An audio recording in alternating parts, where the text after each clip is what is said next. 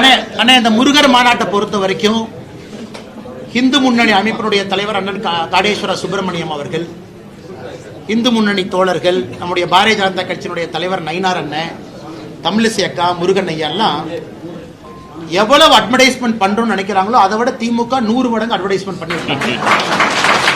இது மக்கள் எல்லாம் போய் சேர்ந்துருச்சு. அதனால இந்த நேரத்தில் ஜூன் 22ஆம் தேதி மதுரையில் நடக்கக்கூடிய முருகர் மாநாட்டுக்கு இலவசமா அட்வர்டைஸ்மெண்ட் கொடுத்துட்டு இருக்கக்கூடிய காங்கிரஸ் கட்சிக்கும் திராவிட முன்னேற்ற கழகத்துக்கும் எல்லா திராவிட கழகங்களுக்கும் என்னுடைய நன்றியை தெரிவிச்சுக்கிறேன். ஏன்னா நிறைய நேரம்னா negative publicity is the best publicity. தப்பா பேசவே மக்கள் அது உண்மையை புரிஞ்சுக்குவாங்க. அதனால முருகர் மாநாட்டை பொறுத்தவரை இன்னைக்கு ஆர்கனைசர்ஸ் என்ன சொல்றாங்கன்னா 5 லட்சம் பேர் வருவாங்கன்னு சொல்றாங்க. என்னை பொறுத்தவரை தமிழகத்தினுடைய அரசியல் வரலாற்றில் சேராத ஒரு கூட்டம் முருகருக்காக மதுரையில் ஜூன் 22ஆம் தேதி சேர போறாங்கன்னா எந்த மாற்று கருத்து இல்லைங்க.